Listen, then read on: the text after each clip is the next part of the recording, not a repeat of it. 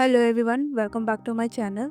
Episode की starting में हमें दिखाया जाता है कि दोजे ने हीजो को किडनैप कर लिया होता है और वो हीजो की एक फोटो खींचकर किडनैपर को मिलने के लिए बुलाता है। और हीजो का फोन ऑन कर दिया था क्योंकि वो जानता था कि हीजो का फोन ट्रैक करके साउंड वहाँ पर जरूर आएगा। तो किडनैपर उस जगह पर पहुंच जाता है और मास्टर को ढूंढने लगता है। तभी हम देखते हैं कि दोजे उसके पीछे से आता है, हाथ में एक बेसबॉल बैट पकड़े हुए, और किडनैपर पीछे मुड़कर कहता है कि तुम हो मास्टर, क्योंकि दोजे ने कभी अपना चेहरा इसके सामने रिवील नहीं किया था। तो किडनैपर कहता है कि हीजू कहाँ पर है, क्या तुमने मुझे झूठ बोलकर यहाँ बुलाया। जो सुनकर दोजे गुस्से में कहता है कि झूठ तो तुमने मुझसे कहा है, और ये बोलकर वो किडनैपर के सर पे एक जोर की मारता है। और यहाँ पर हमें एक फ्लैशबैक का सीन दिखाया जाता है जहाँ पर जब मिस्टर जंग ने प्रेसिडेंशियल ऑफिस में कॉल किया था और मिस्टर कांग से सांग को एक मैसेज देने के लिए कहा था, तो दोजे ने मिस्टर कांग के नोट से मिस्टर सांग का एड्रेस निकाल लिया था और वो वहाँ पर सांग के पहुँचने से पहले ही वहाँ पहुँच गया था, जहाँ पर अंदर उसने मिस्टर जंग और किडनैपर को बहस करते हुए देखा था।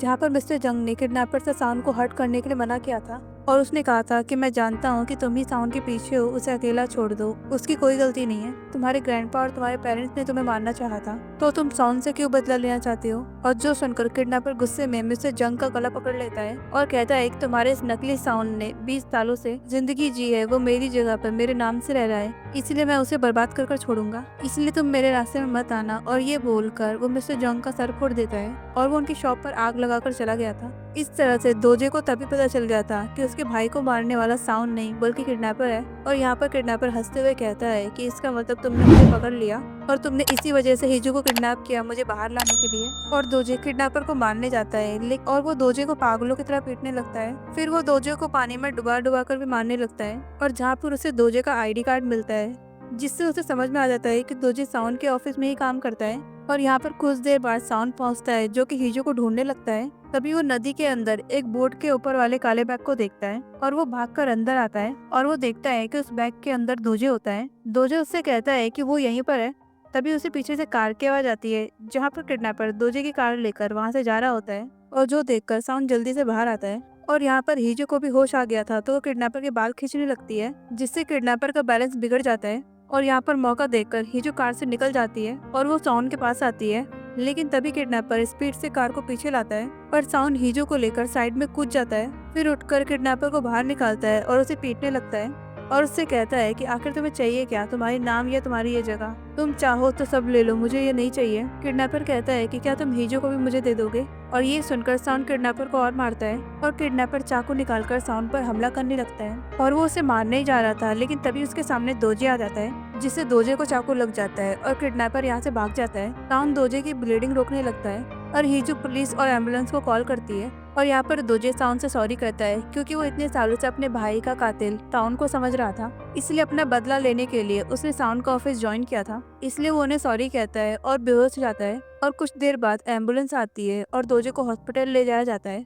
इधर साउंड की माँ मिस्टर बेक से अपने बेटे को ढूंढने के लिए कहती है। मिस्टर बेक उसे डांटते हुए कहते हैं कि तुम उस मॉन्स्टर को क्यों ढूंढना चाहती हो, और वो कहता है कि अगर तुम्हारा बेटा मिल भी गया तो क्या तुम उसे दुनिया के सामने एक्सेप्ट कर पाओगी, और जो कांड उसने किए हैं अगर वो बाहर आ गए तो सोचा भी है कि क्या होगा, इसलिए तुम उसे भूल जाओ, वो सिर्फ एक मॉन्स्टर है जिसे हमने पैदा किया है। तो साउंड की मॉम कहती है कि पता है ना तुम ना तुम्हारा बेटा, कोई भी तुम्हारे बाप चेयरमैन जांगो की तरह नहीं बन पाया। और वो साउंड की फोटो की तरफ इशारा करते हुए कहती है कि कोई और है जो तुम्हारे बाप पे गया है। तो यहाँ पर रिवील होता है कि मेरलिट साउंड असल में चेयरमैन जांगो का बेटा है। और ये बात साउंड की मॉम कैसे जानती थी, इस बारे में हमें आगे आने वाले एपिसोड में पता चलेगा। तो अब बात पुलिस तक पहुँच जाती है और किडनैपर के साथी यानी दोजे को पुलिस अरेस्ट कर लेती है, पर किडनैपर को ढूंढने के लिए इन्वेस्टिगेशन चालू रहती है। और यहाँ पर पुलिस ने दोजे के सारे कंप्यूटर्स को चेक कर लिया था जो कि सारे हैकिंग वगैरह में यूज किए गए थे, और हीजो के फोन और कार को दोजे ने ही हैक किया था, जिससे वो इन्हें ट्रैक किया करता था। और दोजे यहाँ पर बताता है कि उसने कैसे ये प्लानिंग शुरू की थी। तो उस मेंशन में जाने के बाद उसका जुड़वा भाई कभी बाहर नहीं निकला था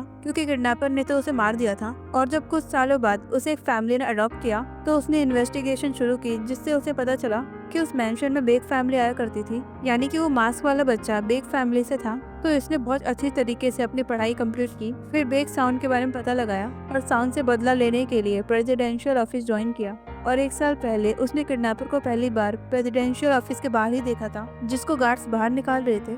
और यहाँ पर किडनैपर चिल्लाकर कह रहा होता है कि बेक साउंड, मैं तुम्हें जिंदा नहीं छोड़ूंगा और मैं अपना बदला लेने के लिए वापस जरूर आऊंगा। तो यहाँ पर दोजे ने पहली बार किसी को देखा जो साउन से उसकी जितना ही नफरत करता था, और उसे देखकर दोजे को लगा कि शायद किडनैपर भी उसकी तरह एक विक्टिम होगा जिसके साथ साउन ने कुछ बुरा किया होगा। इसलिए उसने किडनैपर की नफरत को यूज करने के लिए सोचा और उसने कुछ दिन किडनैपर को फॉलो किया ये देखने के लिए कि उन दोनों का रोल सेम है या नहीं। और एक दिन उसने उस किडनैपर को मेंशन की ओर जाते हुए देखा जहाँ पर दोजे का भाई जाकर गायब हुआ था, जिससे दोजे को श्योरिटी मिली कि ये किडनैपर भी उसकी तरह एक विक्टिम है। तो उसने किडनैपर का नंबर निकाला और उसे मैसेज करना स्टार्ट कर दिया और उसने किडनैपर से पूछा कि तुम बेक साउंड से बदला क्यों लेना चाहते हो, जिसपे किडनैपर ने उसे झूठ बोला था कि उसके लेक के पास रहता था जहाँ पर चेयरमैन बेक जांगो उन बच्चों की लाशों को ठिकाना लगाने के लिए लाता था जिन्हें उनके ग्रैंडसन ने मारा था। एक दिन किडनैपर ने उसके ग्रैंडसन का चेहरा देख लिया था और बेक जांगो ने उसे मारने की कोशिश की जिससे उसकी फिजिकल कंडीशन खराब हो गई, इसलिए वो साउंड से बदला लेना चाहता था। और ये सारी बातें किडनैपर ने दोजे से कही थी जो कि दोजे ने सच मान ली,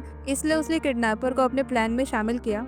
और दोजे ने साउंड को फॉलो करके हीजू की फैमिली के बारे में भी सब कुछ पता कर लिया था, इसलिए वो जानता था कि साउंड की वाइफ हीजू है। तो इस तरीके से उसे किडनैपर के साथ मिलकर ये सब कुछ किया। तो यहाँ उन बच्चों की लाशों को जहाँ दफनाया गया था वहाँ से सारे एविडेंस का अलग कर लिए जाते हैं और इधर सांगू यूरी को सब कुछ बता देता है उस किडनैपर, मिसिंग बच्चे और साउंड के बारे में। तभी साउंड सांगू को कॉल करता है और पुलिस स्टेशन जाने के लिए कहता है और फनीज बच्चे को आइडेंटिफाइड करने के लिए, जो सुनकर सांगू बहुत सैड होता है। तो यूरी उसे अपने साथ लेकर जाती है और यहाँ पर लाश के पास से हमें कुछ चीजें मिलती हैं जिसे देखकर सांगू पहचान लेता है। और यहाँ पे 3 लोग उसके बचपन के दोस्त थे और जहाँ पर वो अपने दोस्तों के बचपन के फोटो को देखकर दुखी बैठा होता है। और तभी यहाँ पर यूरी आकर उसका हौसला बढ़ाती है। तो सांगू से थैंक यू कहता है उसके दोस्तों के लिए इतना मेहनत करने के लिए और हमेशा उसके बुरे मूड को ठीक करने के लिए। और इधर हीजू ईना को दोजे, किडनैपर और साउंड की सारी सच्चाई बता देती है। तभी उसे अपने बचपन का एक इंसिडेंट याद आता है जहाँ पर वो बहुत छोटी थी और उसने एक दिन अपने भाई को रोता हुआ देखा था जिसके पास उसके एज का एक लड़का था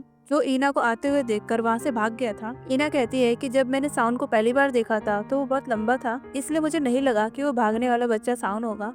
हीजू कहती है कि शायद जिसे तुमने देखा था वो असली साउंड था। और ईना कहती है कि असली साउंड को देखने के कुछ दिन बाद ही हमारा कार एक्सीडेंट हुआ था जहाँ पर शायद हमारे भाई ने उस असली साउंड का चेहरा देख लिया था जिसे बेक फैमिली सबसे छुपा रही थी। और तभी यहाँ पर हीजू की मॉम आ जाती हैं जो कि हीजू को सुनाने लगती हैं क्योंकि उन्हें पता था साउंड बेक यंग का अपना बेटा नहीं है। और वो कहती हैं कि मुझे तुम्हारी शादी उस योंगा फैमिली में ही करवा देनी चाहिए थी। और ये सब सुनकर हीजू कहती है कि मुझे रिग्रेट है कि मैंने आपसे प्यार किया और मुझे अब समझ में आ गया है कि वो प्यार नहीं था। मुझे लगा था कि अगर मैंने आपकी बात मानी तो एक ना दिन मुझे आपका प्यार और केयर जरूर मिलेगा, पर अब जब मुझे प्यार हुआ तो मुझे समझ में आया कि असली प्यार क्या होता है, क्योंकि आपने कभी मुझसे प्यार नहीं किया। तो हीजू की माँ फिर से उसे ही ब्लेम करने लगती है कि मैंने ये सब कुछ तुम्हारे लिए किया, पर हीजू इस बार उन्हें चुप करा देती है और वो कह देती है कि आज से मैं आपकी कठपुतली नहीं बनूंगी। और ये बोलकर वो अपनी मॉम को वहाँ से भगा देती है। और यहाँ पर ईना हीजू से कहती है कि अब मुझे समझ में आ गया है कि वो डीएनए रिपोर्ट मुझे किसने भेजा था। ये साउंड ने भेजा था क्योंकि वो जानता था कि ये रिपोर्ट देखने के बाद मैं उससे शादी कैंसिल कर दूंगी।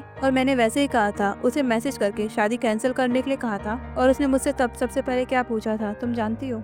कि क्या तुम्हारी शादी योंगा फैमिली के बेटे से हो रही है? तुम्हारी मॉम ने तुम्हारी शादी योंगा फैमिली के बेटे से फिक्स कर दी थी और मैंने उसे बताया था कि वो लड़का कितना बुरा है, इसलिए तब उसने मुझसे कहा था कि शादी तो कल ही होगी पर हीजू के साथ। और यहाँ पर सीन कट होता है और कुछ देर बाद साउंड घर पर आता है तो उसे पूरा घर कैंडल लाइट से भरा दिखता है। तभी हीजू साउंड का गिफ्ट किया गया ड्रेस पहनकर बाहर आती है और वो साउंड को वैसे ही कॉन्ट्रैक्ट देती है जब साउंड ने हीजू से शादी करने के टाइम उसे दिया था, जिसके क्लॉज नंबर 1 के अकॉर्डिंग साउंड कभी भी डिवोर्स के लिए इनिशिएटिव नहीं कर सकता है। नंबर 2 किसी भी वजह से इनका डिवोर्स नहीं हो सकता। एंड नंबर 3 ये लोग अपनी शादी पब्लिकली अनाउंस करेंगे और अगर इन सभी रूल्स को तोड़ा तो 2 मिलियन वॉन की पेनल्टी भरनी पड़ेगी। और वो साउंड को उन मैसेजेस का स्क्रीनशॉट दिखाती है जो उसने शादी की पहली रात ईना को भेजा था। हीजू कहती है कि मैंने ईना की जगह नहीं ली थी, बल्कि मैं तो स्टार्टिंग से ही तुम्हारी वाइफ थी। और वो साउंड से कहती है कि ये सब ठीक होने के बाद क्या तुम मुझसे शादी करोगे? साउंड कहता है नहीं, ये सब ठीक होने के बाद मैं तुम्हें प्रपोज करूंगा। और ये बोलकर वो हीजू को किस करता है। और यहाँ पर अगले दिन दोजे अपने भाई के एक जूते को आइडेंटिफाई कर लेता है जिसके अंदर उसके भाई का नाम लिखा हुआ था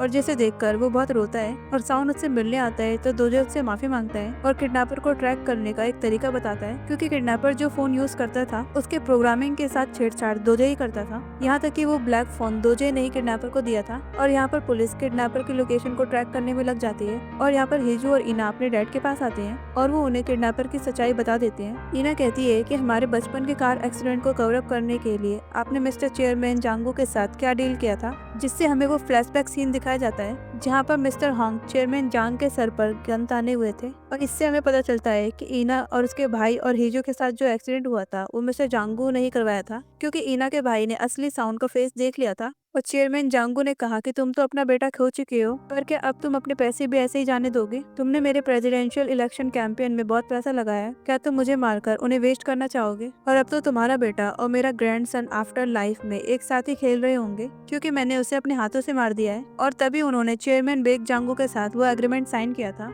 जिसके अकॉर्डिंग मिस्टर हॉन्ग बेग फैमिली से कुछ भी मांग सकते हैं। और अब जब इन्हें पता चला कि चेयरमैन जांगू का पोता जिंदा है, तो वो गुस्से में अपनी गन लेकर मेमोरियल हाउस में पहुंच जाते हैं, जहां पर उनकी पहली डेथ एनिवर्सरी के लिए सब लोग आए हुए थे। और यहाँ पर हीजू और ईना भी इनके पीछे पीछे आती है। हीजू साउंड को मैसेज कर देती है और मेमोरियल हाउस जल्दी आने के लिए कहती है। पर तभी यहाँ पर पुलिस को किडनैपर का लोकेशन मिल जाता है, जो कि यही मेमोरियल हाउस दिखा रहा था। और यहाँ पर मिस्टर हॉन्ग मिस्टर बेग के ऊपर गन तान देते हैं और वो कहते हैं कि तुम्हारे डैड ने कहा था कि उसने उसे मार दिया है, लेकिन वो अभी भी जिंदा घूम रहा है। वो कहाँ है? उसे अभी मेरे सामने लाओ। तभी वहाँ पर पास में एक ब्लास्ट होता है, जिससे यहाँ पर भगदौड़ मच जाती है। पर साउंड की मॉम एकदम नॉर्मल होती हैं, क्योंकि यहाँ पर आते हुए उन्होंने अपने बेटे को यहाँ देख लिया था और उन्होंने आंखों ही आंखों में इशारा किया, यानी कि साउंड की मॉम अब अपने बेटे के साथ मिल चुकी थी। इधर पुलिस वाले किडनैपर के लोकेशन के बारे में साउंड को इन्फॉर्म करते हैं। जब तक साउंड यहाँ पहुँच गया था और वो हीजू को ढूंढने के लिए जल्दी से अंदर जाता है, पर हीजू उसे अंदर कहीं नहीं मिलती और उसे थोड़ी देर में किडनैपर का कॉल आता है, जिसने हीजू को फिर से किडनैप कर लिया था।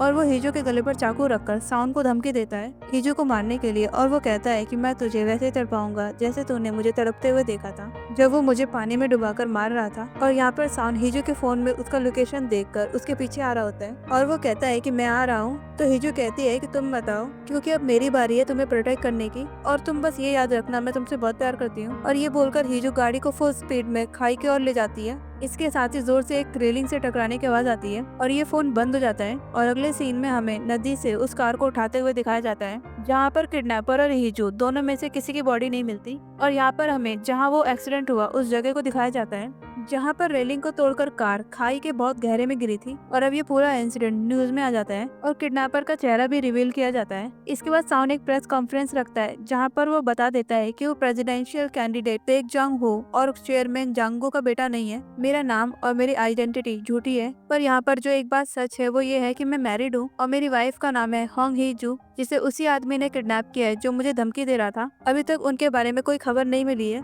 इसलिए एज अ हस्बैंड मैं आप सभी लोगों से रिक्वेस्ट करता हूँ कि अगर किसी ने मेरी वाइफ या उस किडनैपर को देखा तो इस नंबर पर रिपोर्ट कीजिए। मेरी वाइफ का नाम है होंग हीजू और वो प्रेसिडेंशियल ऑफिस की साइन लैंग्वेज की इंटरप्रेटर है। ये बताकर हीजू की फोटो दिखाता है, जो देखकर यूरी, साउंड के कलीग्स सभी लोग चौंक जाते हैं और उन्हें हीजू की फिक्र होती है। और यहाँ पर साउंड सर झुकाकर हेल्प के लिए रिक्वेस्ट करता है। तो गाइस, इसी के साथ ये एपिसोड यहीं खत्म होता है। वीडियो पसंद आई हो तो लाइक शेयर कमेंट जरूर करें और हम मिलते हैं नेक्स्ट एपिसोड में। Thank you.